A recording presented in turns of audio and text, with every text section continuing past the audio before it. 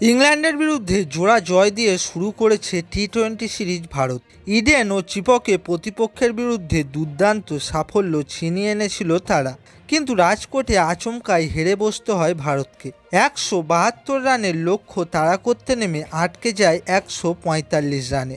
তৃতীয় টি-20তে হারের ধাক্কা সামলে পুনেতে ঘুরে দাঁড়ালো দল।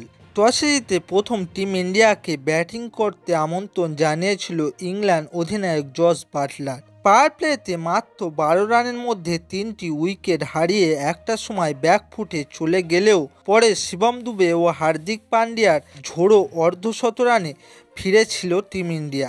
182 লক্ষ্য ছুঁড়ে দিয়েছিল প্রতিপক্ষকে। স্পিনের জালে এরপর ব্রুক বেথেলদের বেঁধে ফেললেন বরুণ চক্রবর্তী ও রবি বিষ্ণুরা। 15 রানে জিতে যায় এবং সিরিজ পকটস্থ করে ভারত। বাদ পড়বেন অফ ফর্মে থাকার সূর্য। জুনে টি-20 বিশ্বকাপ জয়ের পর 20-20 ক্রিকেটে বিদায় জানিয়েছেন রোহিত শর্মা। তার বিদায়ের পর নয়া অধিনায়ক হিসাবে সূর্যকুমার যাদবকে বেছে নেন নির্বাচক প্রধান অজিত আগারকার ও কোচ গৌতম গম্ভীর। শ্রীলঙ্কা বা দক্ষিণ আফ্রিকার বিরুদ্ধে নেতা হিসেবে নিজের দক্ষতা প্রমাণ ইতিমধ্যেই দিয়েছেন তিনি।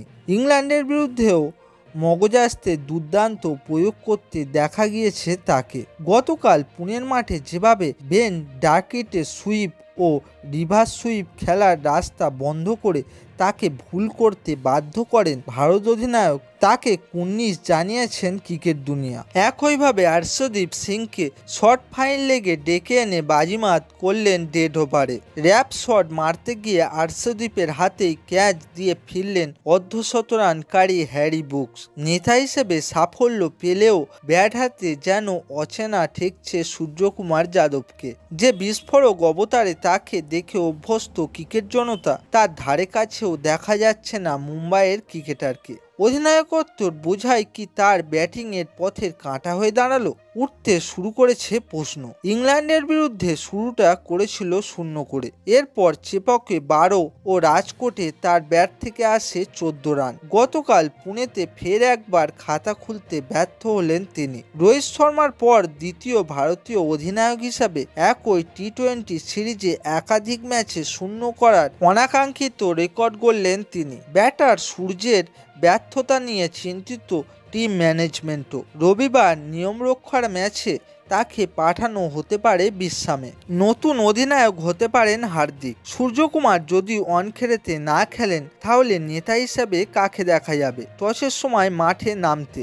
এই প্রশ্নের উত্তর খুঁজছেন সকলে। সহ অধিনায়ক হিসেবে স্কোয়াডে রয়েছেন অক্ষর প্যাটেল, কিন্তু তার ফর্ম নিয়েও প্রশ্ন থাকছেই। বিশেষ করে রাজকোটের মাঠে যেভাবে লোয়ার অর্ডারে ব্যাট করতে নেমে ব্যর্থ হয়েছেন তিনি, তারপর আতস কাছের তলায় গুজরাটের অলরাউন্ডার। জোর গুঞ্জন যে মুম্বাইয়ে একাদশ থেকে বাদ পড়তে পারেন তিনিও। ফলে তৃতীয় বিকল্প খুঁজতেই হবে টিম ম্যানেজমেন্টকে। মনে করা হচ্ছে যে অবশেষে শিকে ছিটতে পারে হার্দিক পান্ডিয়ার ভাগ্যে। সাদা বলের ক্রিকেটে লম্বা সময় রোহিতের ডেপুটি ছিলেন তিনি। 2 ফরম্যাটেই দলকে নেতৃত্ব দিয়েছেন আগে।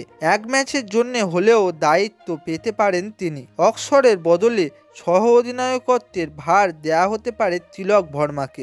বন্ধুরা, খবরটি যদি তোমাদের ভালো লেগে থাকে তাহলে লাইক, শেয়ার, কমেন্ট করো ও সাবস্ক্রাইব করে আমাদের চ্যানেলের পাশে থাকো।